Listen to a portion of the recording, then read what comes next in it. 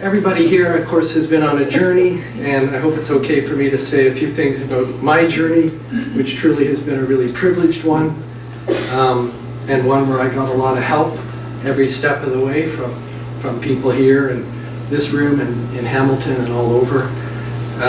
So let me say a few things about that and maybe mention a couple things about two things that I consider gifts, which are travel and education.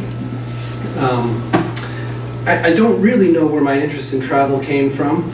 My dad went on a trip to Europe right after World War II, bombed out Europe, and he told me stories about that, and that impressed me. And I had a grandfather, you'll remember Richard Heinzl, who emigrated from Austria. I mean, all of us came from origins like that, I suppose, all over the world. And you know, he arrived in the Great Depression, and he rode the trains and worked very hard and made his own way and saved every nickel, as he said. As a toddler, he used to put me in a stroller and take me on these enormous walks all over Hamilton. And so I guess I have this built-in feeling of always moving. And the feeling is still there. I need to do that. And I guess I have some kind of wanderlust gene or something.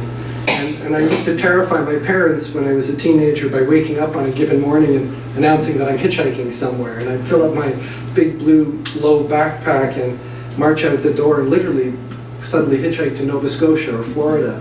And I'd be sleeping in parking lots and farmers' fields as I went, kind of going to myself, oh man, isn't this great? And I guess it was a bit risky and a little kind of dumb, but I was hooked on that travel thing. I do know where my interest in medicine and education came from. I had a famous grandfather, Arthur Doyle, who was a psychiatrist, and he worked in Europe during World War II, and he rehabilitated soldiers who were affected by war, and rather than punishing them as defectors. That was ahead of his time. And later he was a key figure in the deinstitutionalization movement in the mental health system here in Ontario. So an innovator. And you know, my mom and dad are both psychologists, they're humanitarians, and I come from a particularly unique enclave right above us here on the mountain on Inverness Court. And I had close relationships with several physicians in our neighborhood who, for some reason, I could speak with. And they were Dr. Paul Lapp, who was an ear, nose, and throat surgeon, and John Johnson, such a warm man, a psychiatrist, and John Rosenthal, who lived right down the street. And these people showed me a way. And a little further afield, there was a doctor named Stuart Smith, the former psychiatrist and politician, who was a Renaissance man. And this was particularly interesting to me. And so these mentors were in my life in the early days.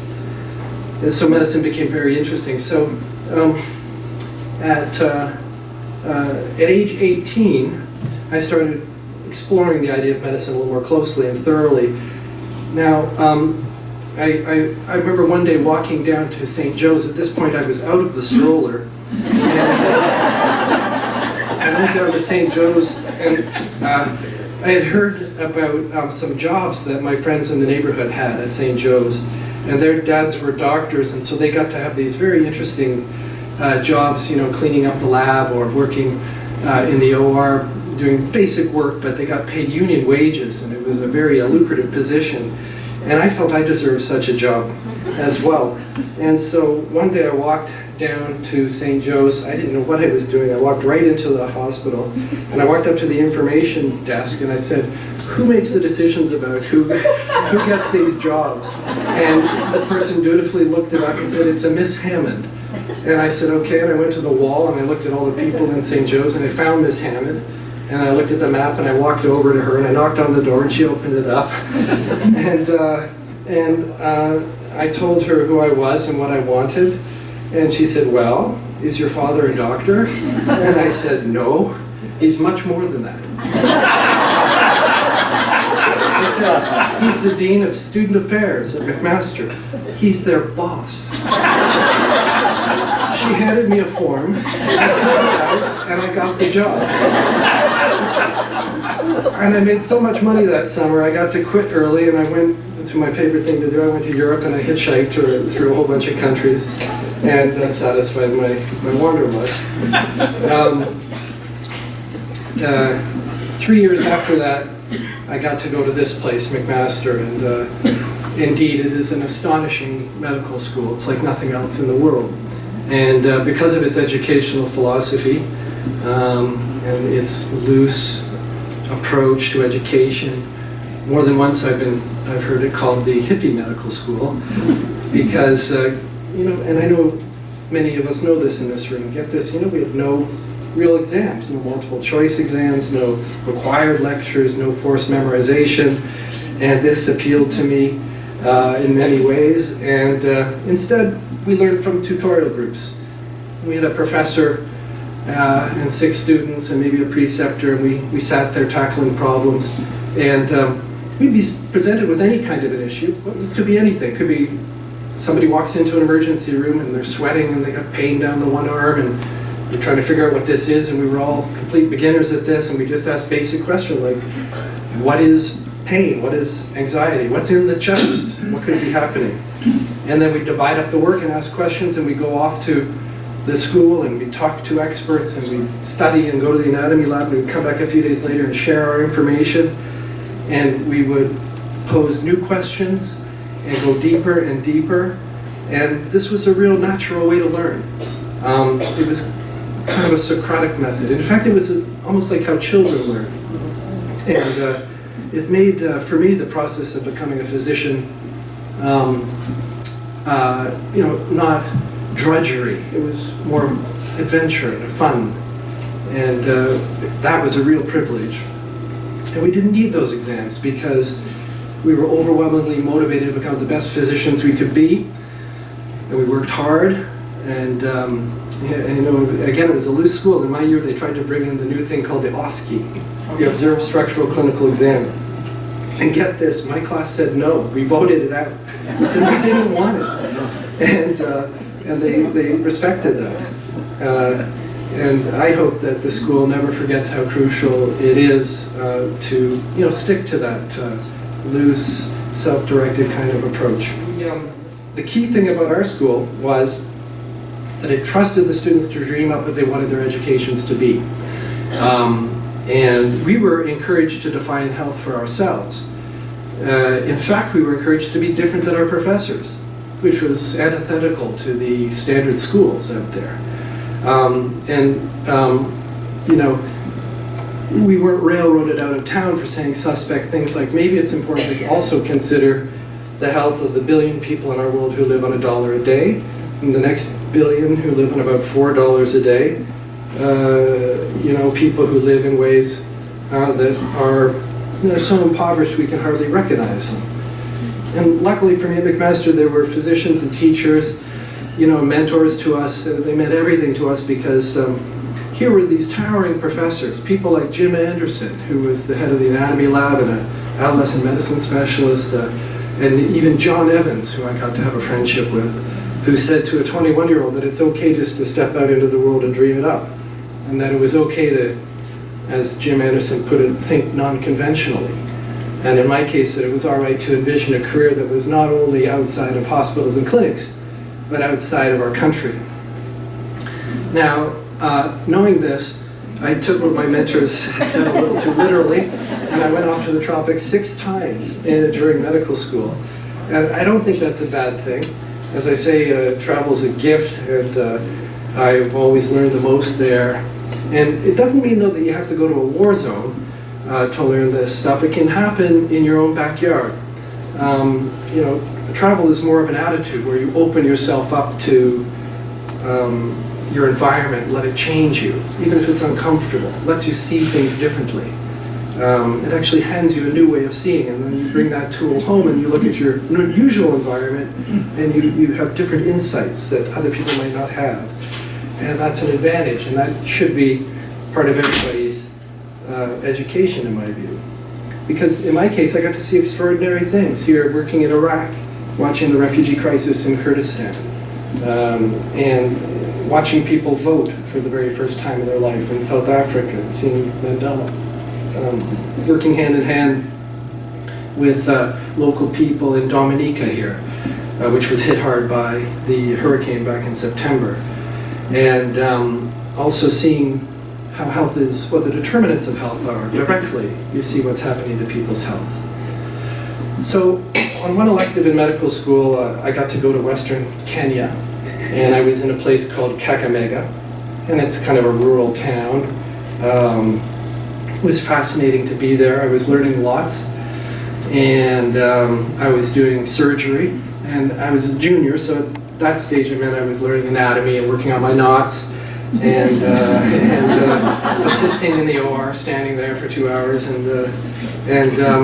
you know, I was working under a Dutch surgeon. This guy was pretty prim and proper, and he was pretty conventional and rigid in his approach. And the thing was, you know, I had crossed the world to see what was going on there, and I was doing this surgery, and it was kind of like surgery here, and I wasn't fully realizing my dream.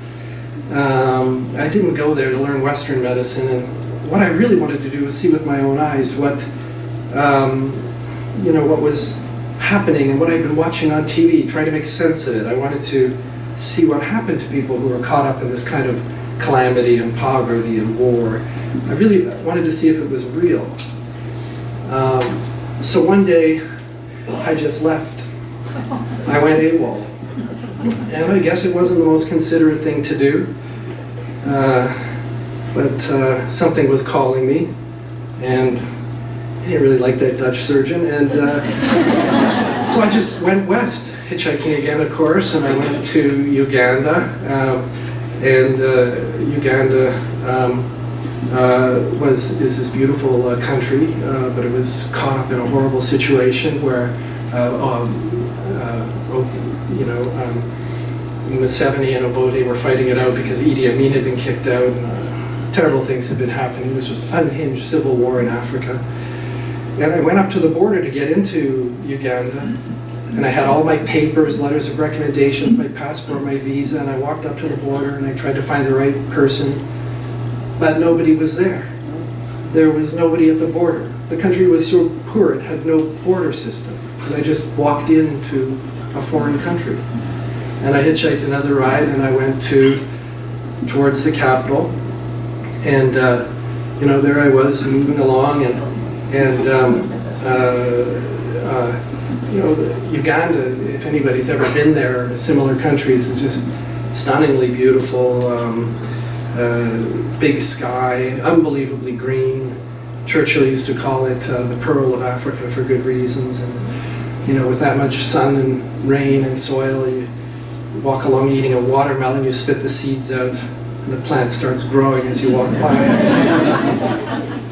And so I was hanging around by the roadside, and a little canteen, and suddenly this Toyota Land Cruiser came by with a flag on it, and there was this flag that I had vaguely seen the symbol before, and it was of this group called Médecins Sans Frontières, Doctors Without Borders.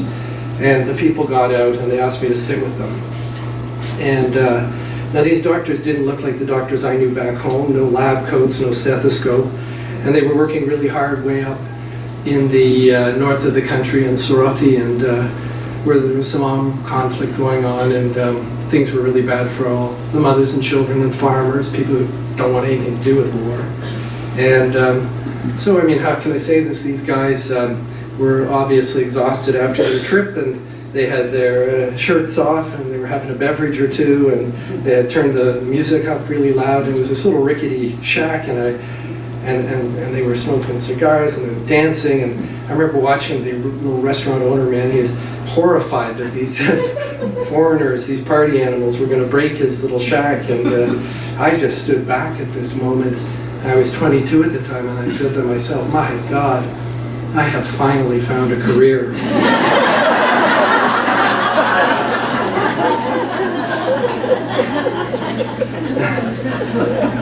And it impressed me, this combination of doing highly ethical work and yet having an adventure and even fun at the same time. And these people were over there working with other people that they didn't know, populations that they didn't know. It wasn't their population, they weren't from there, it wasn't their country or religion or culture. And have any economic reason to be there. They didn't even speak their language, and they were risking quite a lot to be there.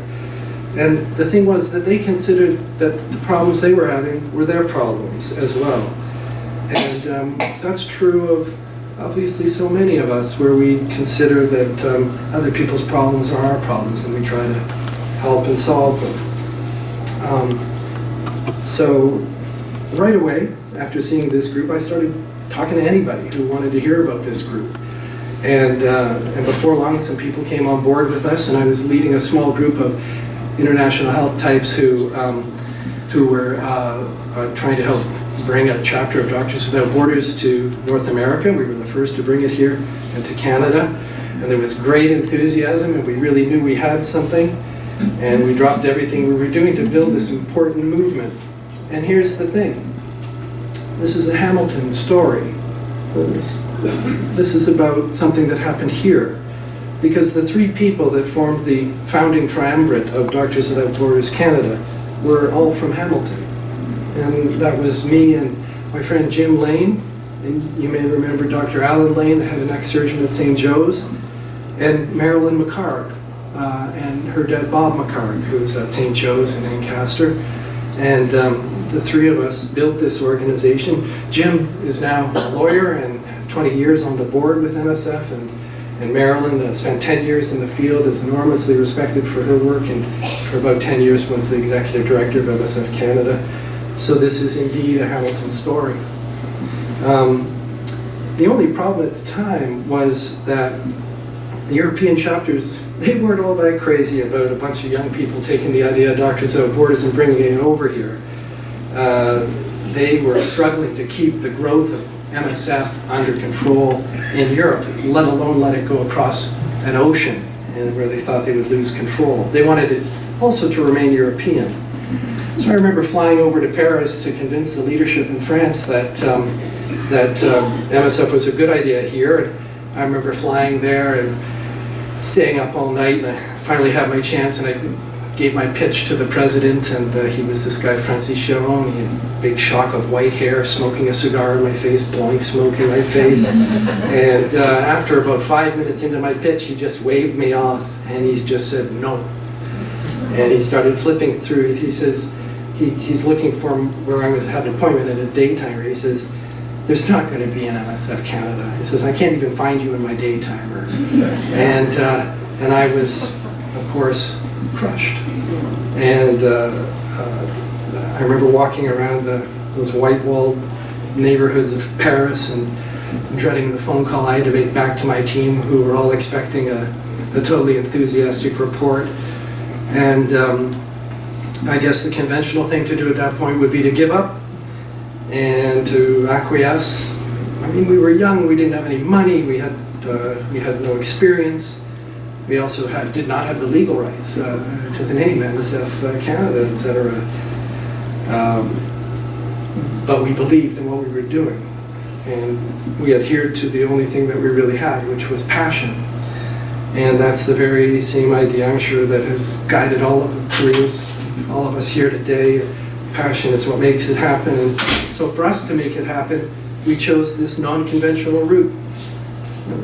Probably Jim Anderson's whispering in my ear that that was the way to go. And it meant that we would just figure out a way to do this and not bother telling France.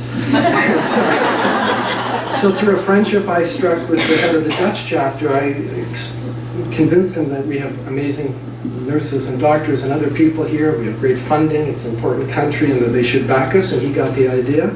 And so instead of paying for advertising, because we didn't have that money, we tried wherever we could to get media coverage. Of course, they loved it. A bunch of young people doing this, and it was free. And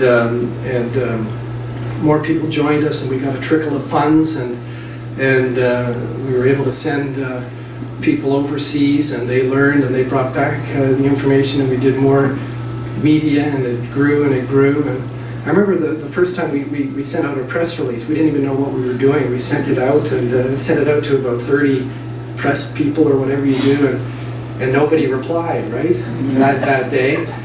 And a bunch more hours went by, and then that evening, 2 television crews showed up at our house.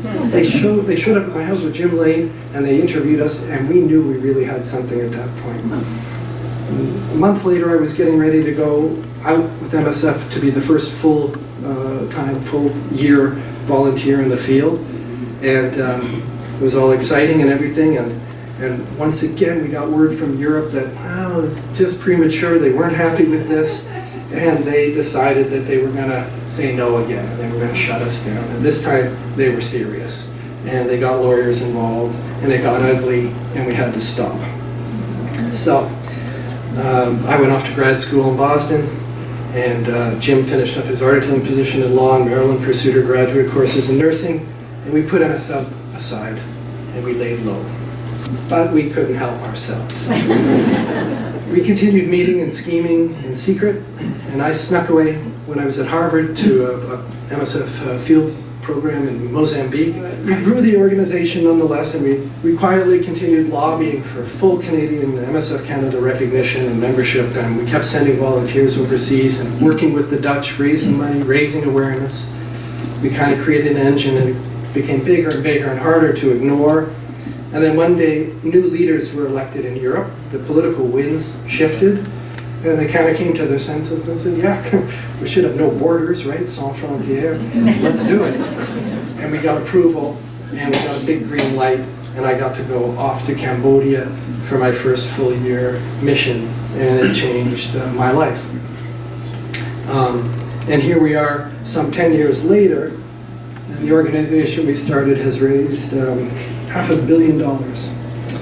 And we have sent thousands of people abroad on missions, many, many countries, and we've had a true impact. And somewhere along the line, we won the Nobel Peace Prize. And I know, and I'm grateful to people in this room, because we couldn't have done it alone. I know many people here have contributed to the cause. And what we created almost didn't happen. You know, but it did happen because of this start I got here, the education I had, that valued globalization, that valued all people. And my professors and administrators said it was in fact a good idea to go beyond our local silos.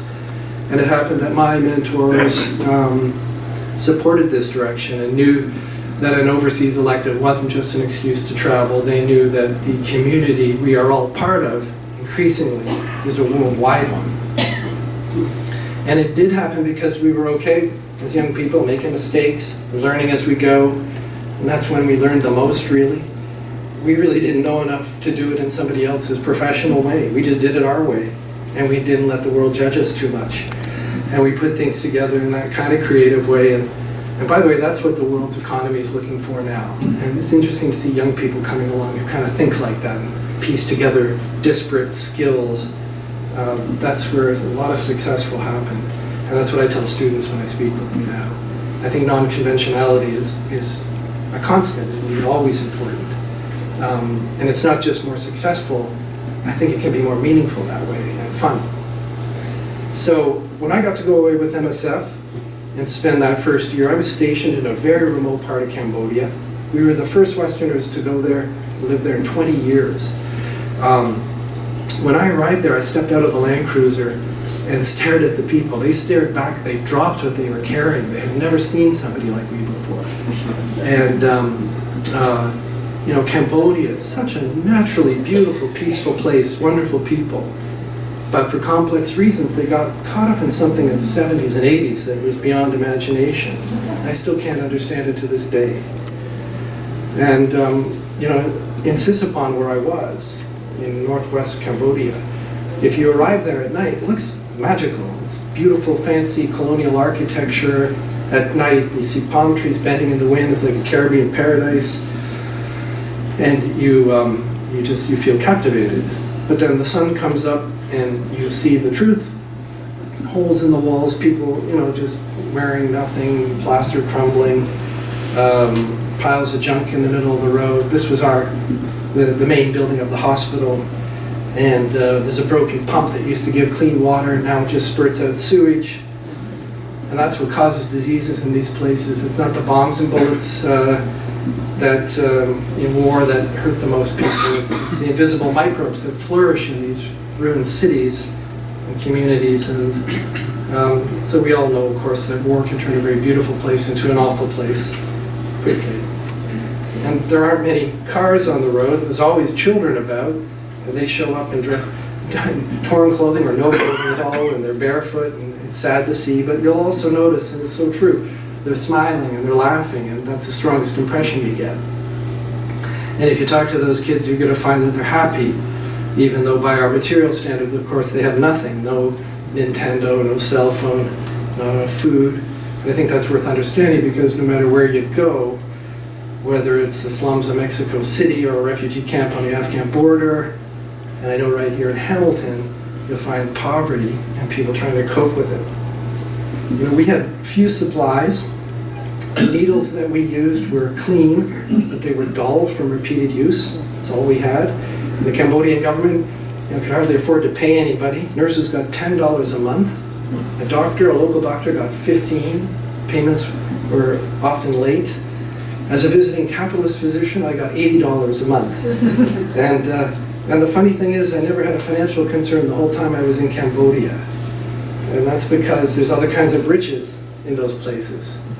You can have a huge spread of food in a town's-only restaurant for, you know, $1. When we had our annual meeting gathering like this, we did it on the south coast of the China Sea. Everybody got a bamboo hut right on the ocean coast. Tremendous natural beauty. Driving around is like being on a movie set, speaking with somebody, any random person. They could write a book about what they've done. And so, of course, sometimes I notice that people can be poor monetarily, but rich in ways that we Westerners often are not. And that's true. And, this one's self-explanatory. They're still using biplanes in part of the world. Nice World War I technology. And, you know, how ridiculous all that is, really. When now we have solar-powered drones that can fly indefinitely because of solar power all over the world. And how amazing it is that, you know, we did it the other day. You can order a bottle of French champagne, and within an hour it's delivered right to your office, while some kid in Sudan has to walk 5 miles to get 1 cup of clean water. Such extremes. But when I look at that biplane, and I consider the new frontiers of technology, which is kind of what I'm doing now, these things are coming together quickly all over the world. And I actually see hope. And you see hope from all the areas of technology. I see it from genetics. When we recognize that the first human genome, and I know you probably know this, was sequenced about 15 years ago. It took many, many months. It cost $100 million or more. I had my full genome done, and it cost about $1,000, and it was done in a couple days. Now they can do it in a few hours for almost $200. In terms of computing power, 20 years ago, a supercomputer, you know, would fill part of this room, and now it's in our pockets. And in 20 years, it printed on the side of a red blood cell.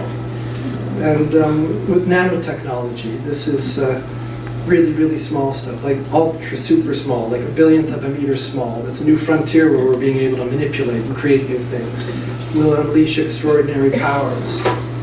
So entrepreneurs, you know, and scientists and even just teenagers are going to be able to pull technologies like this off the shelf and assemble ideas and ventures. And they're going to open up a whole new paradigm that is changing the world. And lots of people think we're entering a new epoch of change that's going to be even greater than what happened with the internet in the 90s. People I work with in Boston and Cambridge, they're calling it the Wild West. And you know, for sure, these technologies are coming, and they're going to impact all of our lives. And it'll impact the work we do and the leisure that we have. And they'll improve human health. And they'll bring therapy and medicine that is going to be extremely powerful, curing and preventing diseases like we've never seen before, and extending life. You know, I remember being stuck in the middle of nowhere in Cambodia and having no way to communicate with the outside world. Had the 2 big textbooks, Cecil and Harrison's, with us, and that's all we had. We couldn't do a hallway consultation. We had nobody to ask. We'd have people in front of us with a weird thing. We had no idea what was wrong, and sometimes we couldn't help them. Even a cell phone or access to the internet would have made a difference for many. So for me, I developed, because of that, a pretty visceral appreciation of how this stuff can improve human health. And there's so many problems over there. One big one was tuberculosis. And there were a lot of resistant strains. And it's just so silly, really. The resistance was changing so quickly, we had to get updates from the World Health Organization, but the rebels kept cutting the phone lines. There was no way to get that information. We actually had to drive for 2 days to the capital to get a little piece of paper. It was utterly inefficient and absurd. And so we started dreaming up what the internet could be before it arrived, really. But I guess it was something that McMaster taught me, to think about this differently. So we adopted a different approach, a non-conventional one, and we started up dreaming ways of dealing with this problem. We thought about distance medicine, and we saw that there might be a potential here. And we wondered if you could simply stain the sample, take a photograph of it, digitally send it to Paris, have somebody else read it and tell us if it's positive or negative, and we started doing that. And it's opened up a whole new world. This telemedicine idea makes geography disappear. And the thing is, now today, they don't even send it somewhere. It's done locally. The internet can solve it. Computer-assisted devices can do AI diagnoses of this stuff. A human doesn't have to look at it. And these humans are getting better at diagnosing things. So that was my first exposure to telemedicine, and it's where I'm working now. And the reason I'm telling you this is that I got my start with that, thinking about it at McMaster and then in Cambodia. And I saw something far away that I wouldn't have seen otherwise. A faraway global experience handed me an opportunity. A war-torn third world country showed me the future. There used to be this crazy statistic back then that 3 billion people hadn't made a phone call back then. In 1990, 3 billion people had not made a phone call. And now it's completely different. Cell phones are ubiquitous. I mean, in Cambodia, where I work now, there's internet cafes. I mean, they're slow connections and they're mud floors, but it works and it connects those places with the rest of the world. And because of this, those places get to, in some ways, take their first steps towards economic prosperity. And I mean, you should know that all the technological change of the last 2,000 years has replicated itself in just the past century. And all of that change in the last century is going to equal again in the first about 28 years of this century, and then it's going to happen again in the next 18 years and increase exponentially like that. And nobody can predict what that will bring, what it will do, how it will impact us, and what it can do for healthcare. Mathematicians and theorists, they talk about this double exponential growth of technology. And when we think about massive issues and problems that we can't solve in our world, like cancer or like HIV/AIDS, it's easy to get despondent and think that things are changing too slowly. And you start to believe that we're not going to find a cure. And then we wait and we hope, and then nothing happens, and 6 months later still we don't get the thing we're hoping for, and there's no discovery. And then all of a sudden, presto, there's a breakthrough that happens over here, and somebody else picks up on it, and they put 3 things together, and they can stack them on top of each other. And what you see is that double exponential curve of progress actually is happening all the time. It was just hidden. And as Bill Gates famously said, we often overestimate change in the near term, but we greatly underestimate it in the long term. Today, more than half the world's population logs on to the web for essential features every day. Soon there'll be another billion, and I don't know what that means. Eric Schmidt, the executive chairman, former executive chairman of Google, was in Tanzania, and he was speculating about Maasai warriors, who all throughout their thousands of years of history only learned through songs and legends. What happens when you hand somebody a smartphone like that?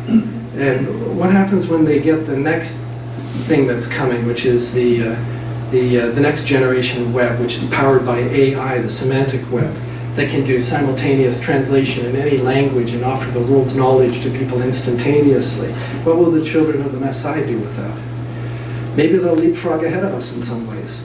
And maybe we should pay attention.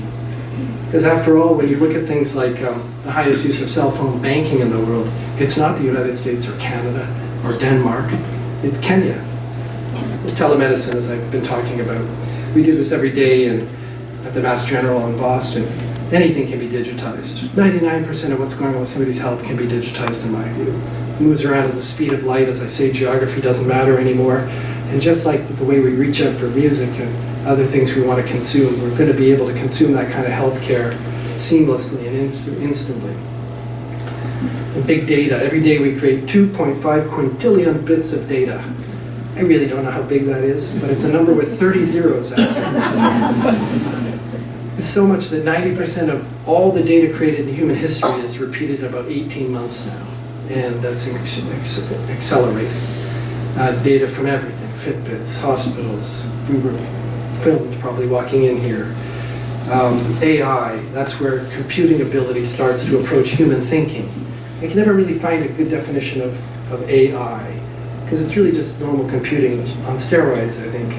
But it's when machines simulate intelligent behavior, and at some point it'll surpass human capabilities. What they call that is the singularity. And I was at a conference in San Diego not too long ago where we talked about that, and there's a number, quite a few, extremely intelligent but conservative people who think that singularity is coming, maybe in about 10 years. And we start seeing its applications in many areas, including mental health, right? AI systems now can scan text messages from teenagers and pick up accurately any risk of suicide. And they can read transcripts of interviews, and they can diagnose psychoses better than a psychiatrist now in some zones. And 3D printing, this is basically AI or machine learning applied to engineering or machines, and it too is an exponential technology. Robots are exploding onto the scene, transforming China right now. And they're particularly far advanced in Japan, where robots have found a particular niche working with kids with autism. And robotic surgery, where I was joking with a surgeon friend of mine and saying that, might be malpractice one day in the future to actually allow a surgeon's hands to touch a patient. I'm sorry if there's any surgeons. And I did see, though, a video of a woman who was paralyzed from the neck down. She couldn't do anything for herself. And they hooked up a cognitive brain interface all over her brain and hooked it up to a robot arm. And she was able to will the robot arm to pick up a glass with a straw in it, and she sipped from a glass for the first time since her accident. And nanotechnology, right? Super, super, super small stuff, smaller than red blood cells. A neat one I heard recently about cancer was what you do is you take an antigen to the cancer and you attach a nanomagnet bot to it, and you put it in the bloodstream, and it swims around until it finds the cancer and it latches on. Externally, you flip a magnet on and off super fast, so the thing starts vibrating and creates heat and kills the cancer cells.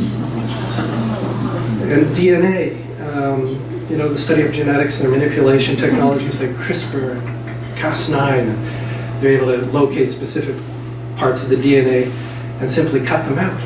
Goodbye disease.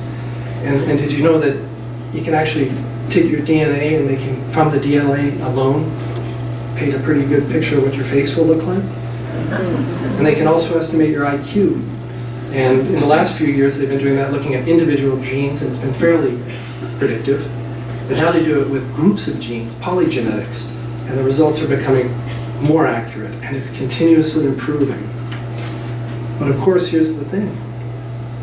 This raises the potential for prejudging us, right, on our genes, or selecting us based on genes. They can check embryos for intelligence now. And the abuses of this could be infinite.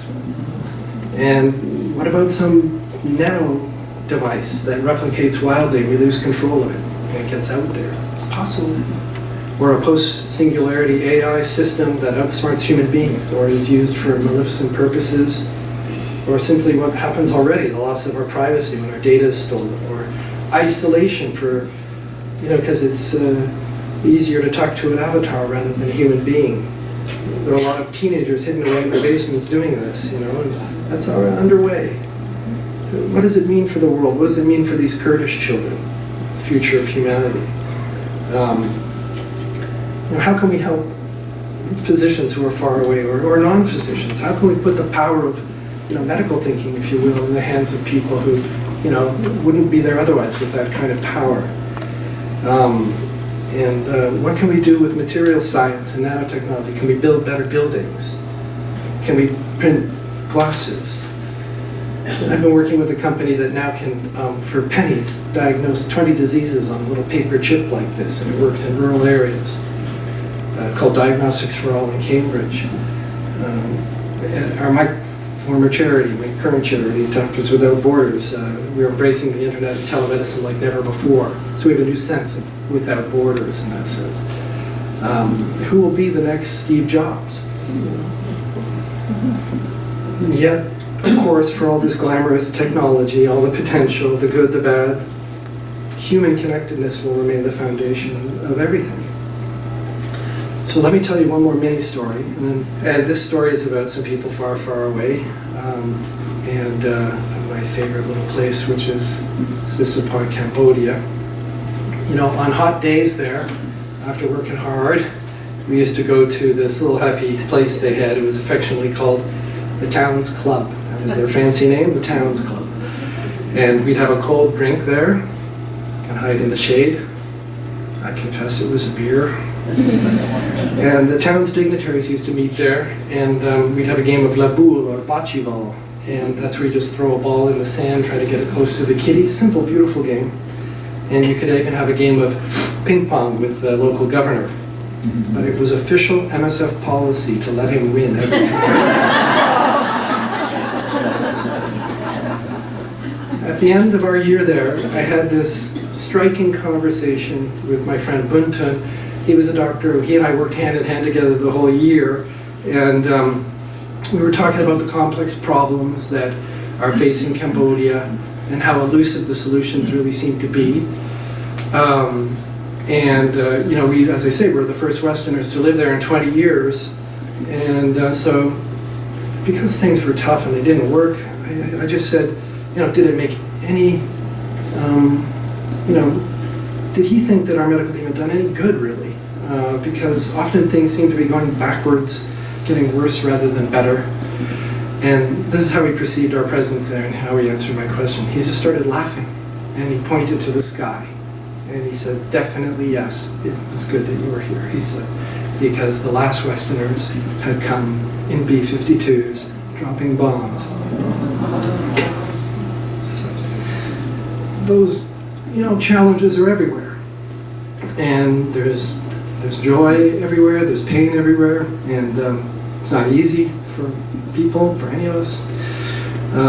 But I gotta tell you, compared to the big wide world, when you look at Hamilton, and in particular people in this room, as my friend Jim Lane once said, we won the lottery, folks. What my friend meant, Buntun, what he said was that our presence there was a symbol of support from us, from the Western world. And it meant everything. And his answer was about what is truly valuable in the world. He was speaking about peace, of course, and the madness of war. And he was speaking about hope, though, and the very precious connection that links us all. And what he meant was that those people far, far away that I'm mentioning, wherever they are, they really are not so different from us.